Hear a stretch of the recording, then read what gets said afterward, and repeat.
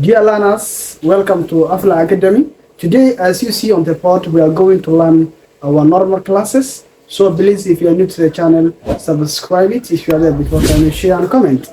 As you see on the board, today we are going to see something called daily common words. maanta waxaan rabnaa insha Allah inaan barano erayaasha maalin walba isticmaalno ayaan rabnaa inaan ku barano casharkan iyo noo saarinaysa booda.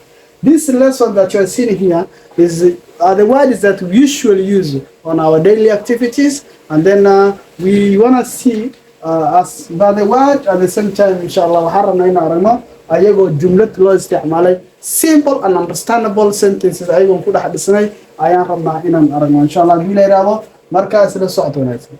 So as you see on the board, daily common words, marka la daily is something that usually used often, yeah? And then a common words, yeah? And then these are the words that I'm talking about. As you see on the board, we have here eat, and then here we have drink, we have go, we have read, we have write.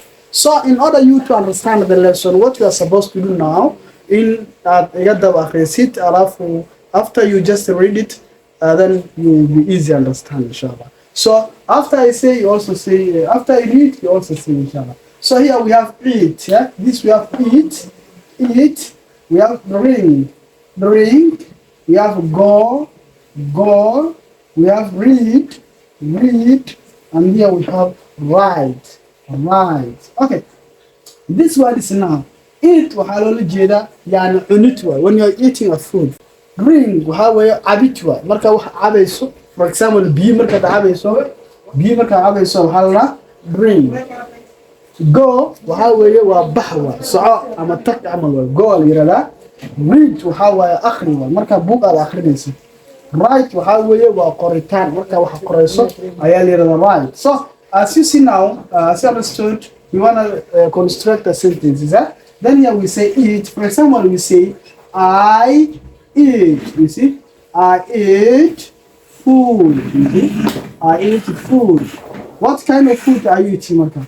I eat waxaan cunaya food. I eat waxaan cunay food. Cunta ayaan cunay. So cuntadaasi marka, for example, waxay noqon kartaa either be rice, waxay noqon kartaa bariis, ay noqon kartaa like we have spaghetti, waxay noqon kartaa pasta, we have spaghetti, ayay noqon kartaa. So whatever it is, waxay ahaataba ayaa waa la yiraahdaa rice, spaghetti. So waxaad cunayso. So I eat food. Waxaan cunaya cunto ama waxaan cunay cunto.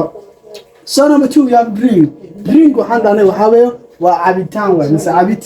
Marka cabid markaan leenahay ayadana jumlad markaan gelino waxaan dhihi karnaa I drink, yes, I drink milk.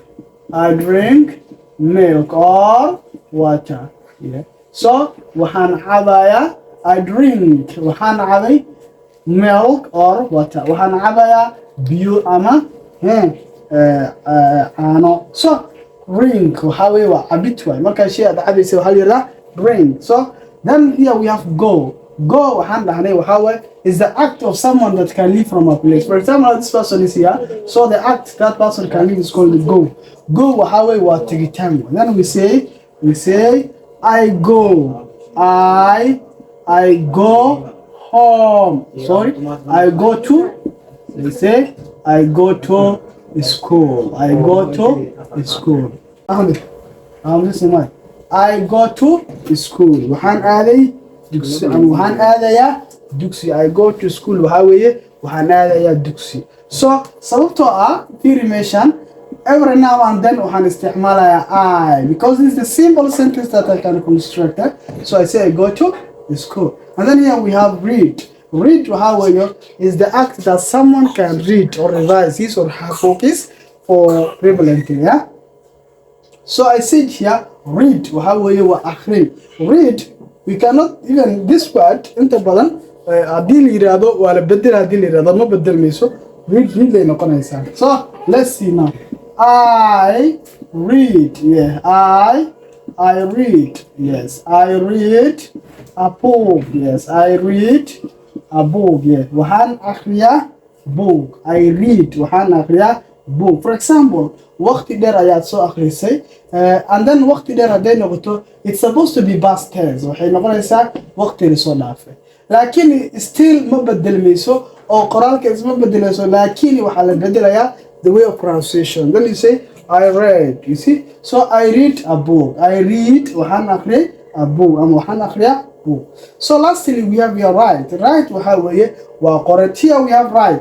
The W is a silent. Erayga W waa silent way, laguma dhawaaqo. Kila dhawaaqo wuxuu ka bilowdaa R unbuu ka bilowdaa. Then we say right. We just start from the right, R, then the rest. Then we say right. Lakin here we have W. The initial word is W. W ka bilowda, but we cannot pronounce it here. Then we say right. Then if we construct sentences using right, we say I write